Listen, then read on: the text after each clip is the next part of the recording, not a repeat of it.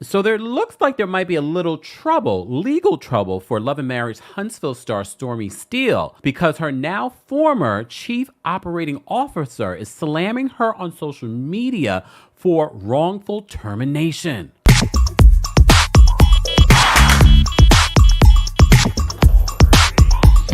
Welcome back to the Kempire channel, your number one source for pop culture news and music, entertainment, reality TV, and so much more. As always, be sure to like this video, subscribe to the channel, and hit that notification bell so you never miss out on breaking news when we go live or when we upload. So normally we don't cover the nitty-gritty stories, the side stories of Love and Marriage Huntsville, unless they hit a particular level of interest. The last time we covered a story was Maurice getting arrested for a DUI. So Stormi apparently may have wronged the wrong person because now she's being slammed in a very professional way on social media. Look, we see people go on social media and try to expose folks. However, this guy put together a PowerPoint presentation and so buckle up, go grab a snack, pause me, come on back. Because he has dropped the receipts. He's talking about taking legal action.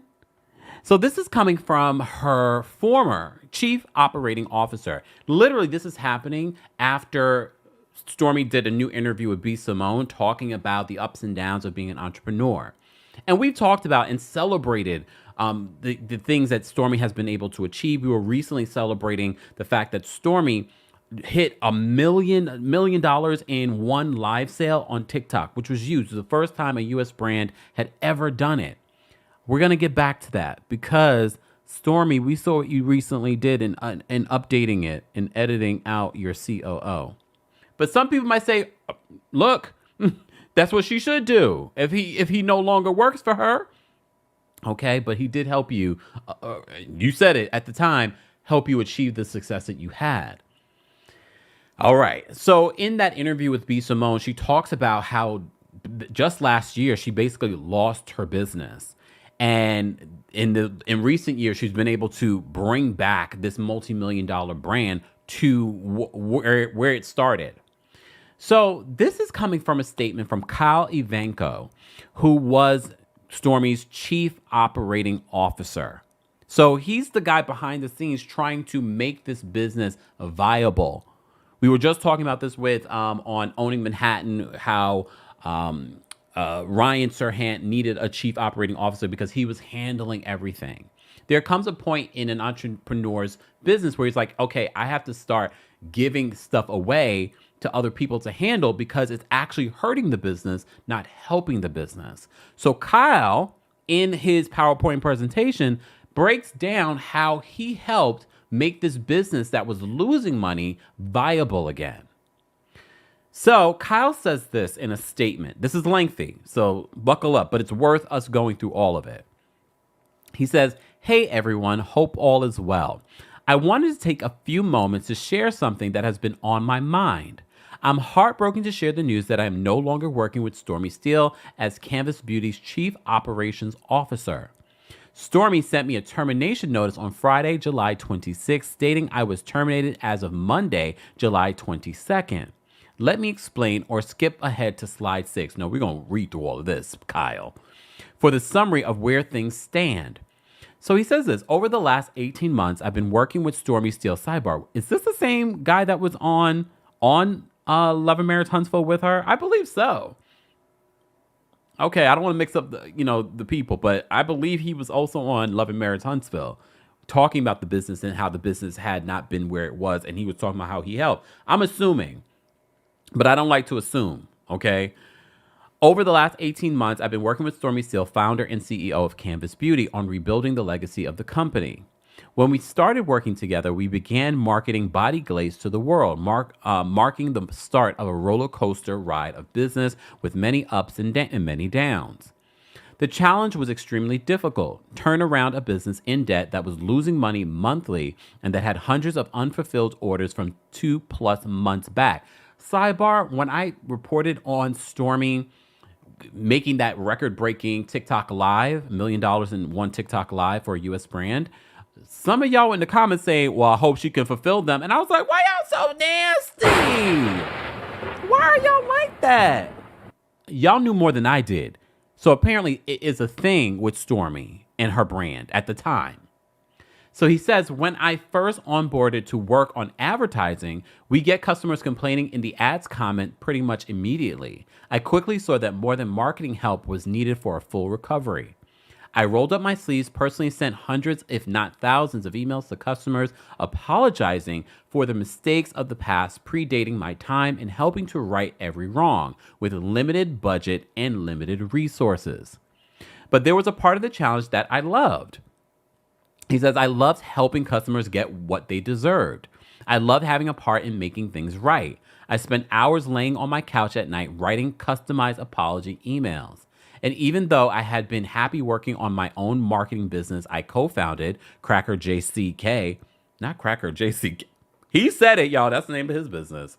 He says, I felt the call of the wild to dive in, headfirst into what would become the most challenging and rewarding project of my life. These are the type of people, like, I don't know this man from a can of paint, but these are the type of people that you want to work for you, that are as passionate about your business that you are. It's so hard to find, but there are people out there like that.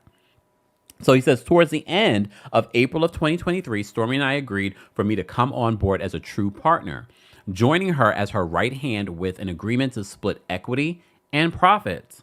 We both saw the potential in one another, and after seeing some initial traction, saw we were a dream team that was so powerful combined. Oh, this is not looking good, y'all. Because in my head, I'm thinking, look, I don't want to jump to the end of the story, and then, I don't like to assume.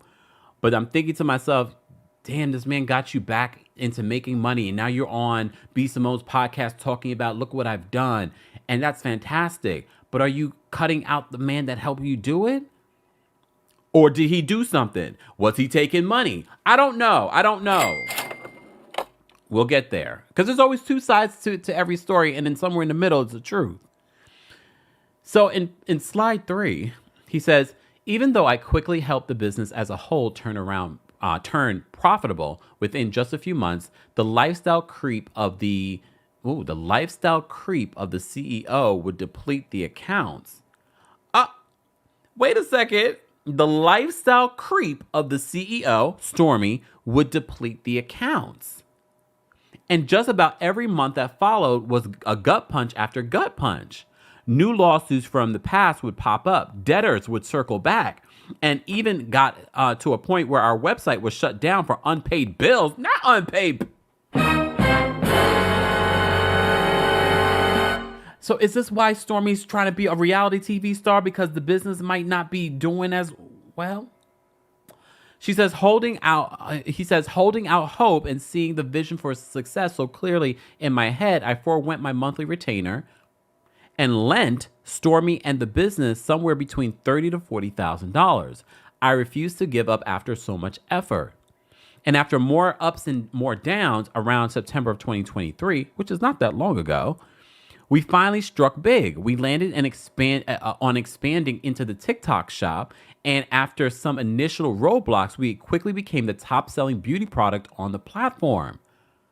So as the holiday season rolled around, we really moved mountains to keep up with the demand. Our $10,000 sales days turned into $100,000 sales days. What? We were on cloud 9, and I felt every day that it was a dream I could wake up from at any time. Even though I was doing the job of 5 people, the kid inside of me was beaming with pride at becoming an executive at a beauty company and arguably the fastest growing one in the world. I have a feeling we're going to see and hear about this guy help build another company somewhere else. But again, we don't know the full story. This is his side. For all we know, he could be another Theranos. Oh, Google Schmoogle what that is. I'm not saying that he is, but Google Schmoogle it. All the documentaries, she's in jail with inmate Shaw. I'm not saying that's what this is. Okay, but you ain't gonna bamboozle me, Kyle. Or maybe Stormi. So the holiday season was good to us, and we ended the year with a 475,000 sales day. Wow. We were beyond over the moon. As the months of 2024 progressed, the stakes became higher and higher, and the work overload, of course, too. Having held on to much of the work I accumulated when funds were tight, I was doing the work of customer service, graphic and label design, marketing, inventory, and supply chain management, human resources, payroll, finances, product development, business development, and vendor relations, including with our favorite partner, TikTok. But through all of the hard work, we ended March with nearly $5 million in sales. Quite literally about 25 times from a year prior. We were on top of the world.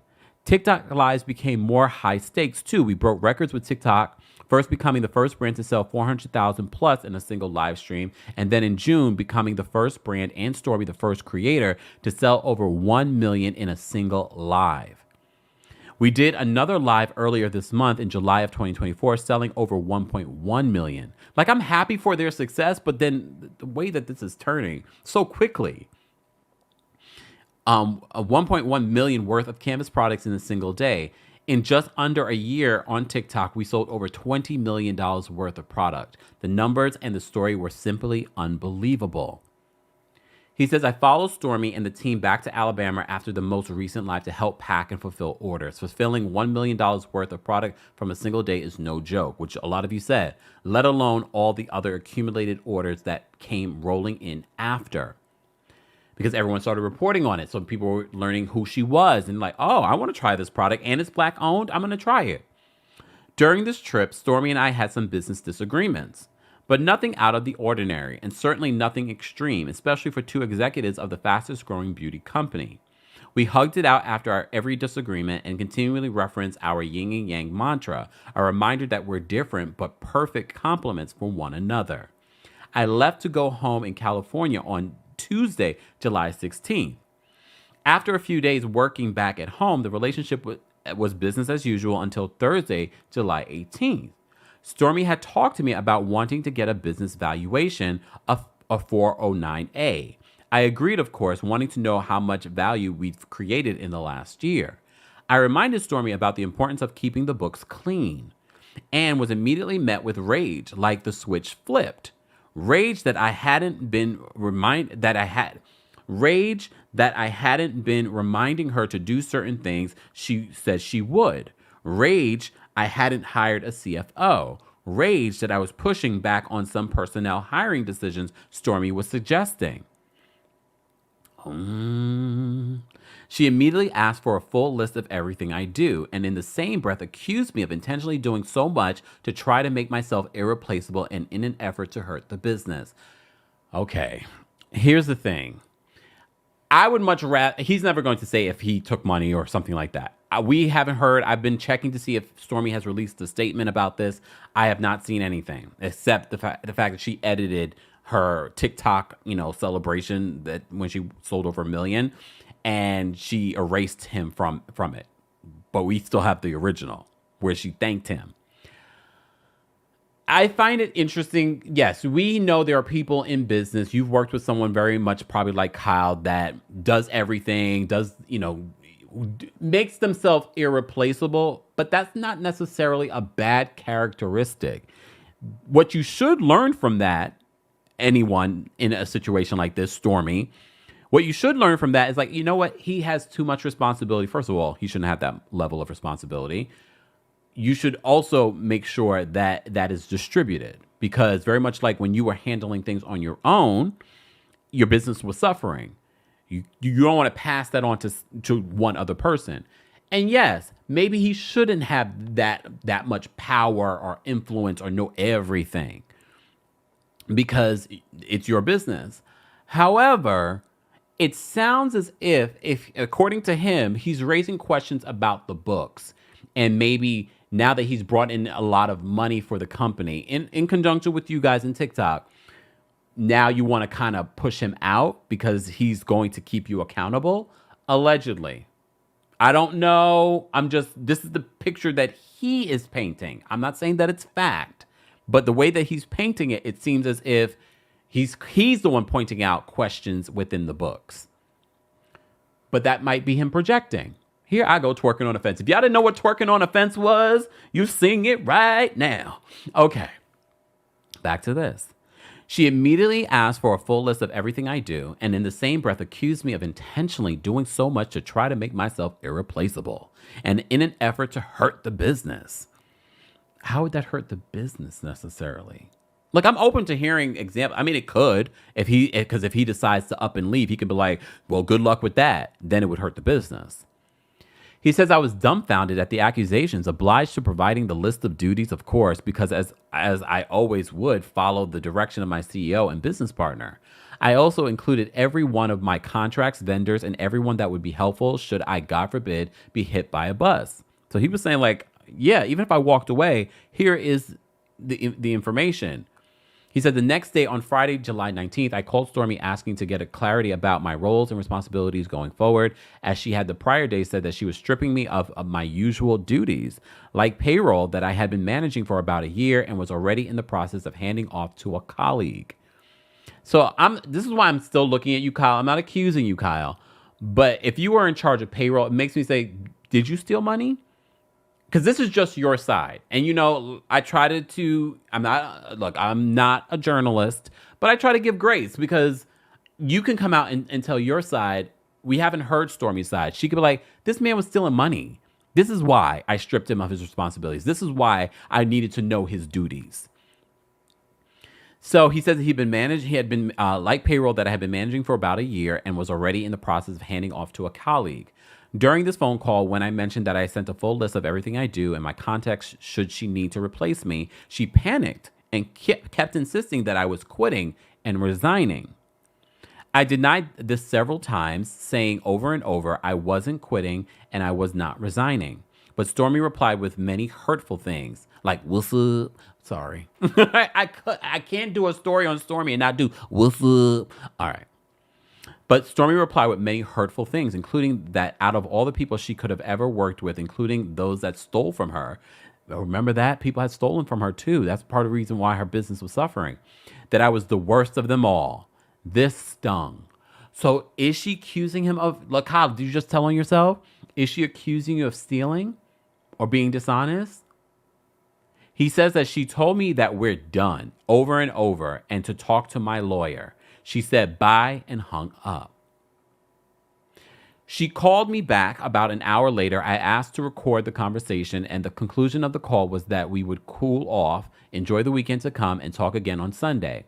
She kept insisting that I tell her what my handoff plan would be, but I was explaining my head was still spinning at the end of leaving the company I dedicated my life to over the last year and a half. We ended the call on good terms and wished each other a happy weekend. Not even a few hours after the call, Stormi had started to inform our vendors, namely TikTok, that she would need to be included in conversations going forward. You weren't included in the conversations? Stormi, I know you were maybe you had given him too much power within your own company. You should have been in those conversations regardless. The next day on Saturday morning, I woke up having been locked out of my work email. Thus, nearly everything I've worked on for the past year and a half, including my personal financial expense spreadsheet. On Sunday, when Stormi reached out about time to talk on the phone, I told her my head was still spinning and that locking me out of my email and contacting TikTok on Friday evening, right after our conversation about cooling off, really violated my trust.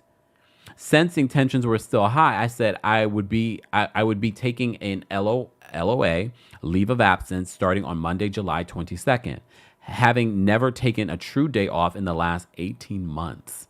Since we started working together.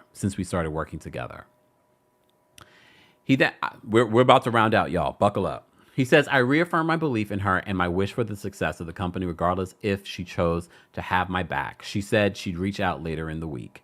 On Tuesday, July 23rd, her lawyer reached out to me asking for a phone call to discuss Stormi and I parting ways, which was news to me after explaining the situation of the last few days, how officially parting ways was news to me, and how I didn't feel comfortable talking to her legal team without representation of my own. Smart. I didn't hear anything from them until Friday, July 26th. When Friday rolled around at the end of the day around 5 p.m. my time, which was 8 p.m. Eastern Standard Time, I received an email from Stormi indicating that I had been terminated as of Monday, July 22nd, when he decided to take a leave of absence, on the day that I had taken my leave of absence. In the same email, Stormi included a separation agreement that meant I'd sign away any claims I had for my share of unpaid profits, 7 figures, any claims I have for ownership, equity, and my ability to speak openly about my experience working with Stormi and Canvas. So he didn't sign it, obviously, because he's speaking about it.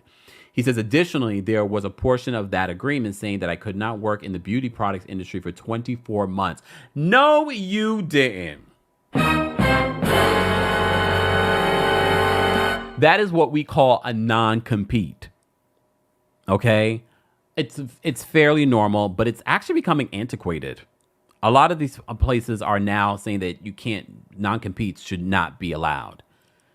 So additionally, there was a portion of that agreement saying that I could not work in the beauty industry, beauty products industry for 24 months, among many other things that could limit my career. She doesn't want him taking her and what he did over there to someone else, to the competition. All in exchange for 1 month, not one. No. I don't know what 1 month's pay is for him, but it sounds like based off the work that he did, 1 month's pay does not seem enough, especially when he's talking about how many millions were made since this partnership with TikTok. He says, of course, I didn't sign. At this point in time, I'm heartbroken to have been ousted by the person I have just short of dedicated my life to over this past year and a half. After all the sleepless nights, all the collaboration, all the work, effort, and strategy that has gone into creating one of the most successful beauty brands of all time, to be pushed out over something so minute shortly after discussing that the company could possibly be worth 9 figures. It's so bizarre to me. Someone who I would have arguably called my best friend. Someone who openly shared every detail of her life with me. Someone who called me an uncle to her son. Someone who asked me for my advice on family matters and who I talked to several times a day, just about every single day over the last 18 months. To push me out over something so minor. I'm sad to share that I have retained legal counsel, and while I hope for an amicable resolution, I will utilize every legal avenue available to me. All that I am asking for is what was promised to me, because I strongly feel, as she put it in her own words, the night of the Valentine's Day Gala, not the Valentine's Day Gala, not this coming all the way back to Love and Marriage Huntsville, that I really did turn everything around. So she's giving him credit. So he also posts the original caption of Canvas Girl Beauty Instagram, where she was celebrating the TikToks, doing that $1 million worth of product in one TikTok live, setting the record for a U.S. brand. She edited out the part where she thanked Kyle in it. So this is the original one. She says, yesterday was a movie. I literally can't believe that me, a black girl from a no spotlight town in Mississippi, will go down in history with one of the biggest companies in the world, TikTok, as being the first person and brand to hit $1 million in sales from a single live stream in the entire United States. What we did will help hundreds, if not thousands, of entrepreneurs and brands after us change the landscape of e-commerce as we know it today. She says, I ran so y'all could walk, and I'm beyond grateful for the opportunity. And he highlights this part. He says, I almost lost my company last year, confirming what he says in his story. So to be here today is nothing but God, and I don't take a single moment for granted. I also can't thank my team enough. Every single member on my team made this possible. My husband, for helping Canvas get off the ground back in 2018. It was just us in the kitchen and you taking packages to the post office every day. We wouldn't be here if it not for you. Then he highlights this other part that cannot be found, not be found right now on the original post. So when you go to the original post, Stormi has edited out this last part. It's gone. And it said it was edited at the time that I took the screenshot 4 hours before. So she probably, because he had posted this way hours before. When did he post this? Almost 24 hours ago. So she changed that after this. So clearly she saw this. Oh, let me like the post. Look, I'm so shady. This is the part she edited out. She says, and I have to give a major shout out to the greatest COO in the world. And she puts his tag name. And then she says, I'll never be able to thank you enough for believing in the company when we were at our lowest and always seeing the vision and mentoring me into the best CEO I can be. It's amazing what we've done in a year. Girl, you gonna have to pay this man. I don't care what anyone says. Unless you can prove that he was stealing money or stealing something or broke some sort of rule, this doesn't look good for you, Stormi. This does not look good for you because it sounds as if, especially in this post, that this man really helped you get your business out of the red and now profitable. The way that this is being made to seem, I'm not saying this is the way it is. The way that this is being made to seem, now that you're making all this money, you want to get rid of the person that helped you make some of this money. So you're not only going to pay him for the month of pay, you're probably going to have to pay him for the rest of the year, plus more. And if what he's saying is true, he deserves it. And now we're all looking at you with the side eye. What's up? I'm sorry. This is so unfortunate, but this came across my desk and I said, buckle up. I've been meaning to talk about this since last night. I saw this from last night. I said at some point today, I was busy. I had a couple of meetings, collaborations, and I had to sit down because I really wanted to talk to you guys about this. So as always, I want to know your thoughts and opinions, guys. What do you believe? Look, none of us were there. Again, there are very complicated things that happen in business. So I'm not ruling out that Kyle might be a low down dirty dog. No offense, Kyle, but I don't know. Or the reverse, that Stormi might be a little shady. Look, I want to know your thoughts and your reactions to this, guys, in the comment section. As always, don't forget to like the video, subscribe to the channel, and hit that notification bell so you never miss out on breaking news when we go live or when we upload. Thanks for watching. You bring the lighter, I got the fuse. You make a fire, I'll add the fuel.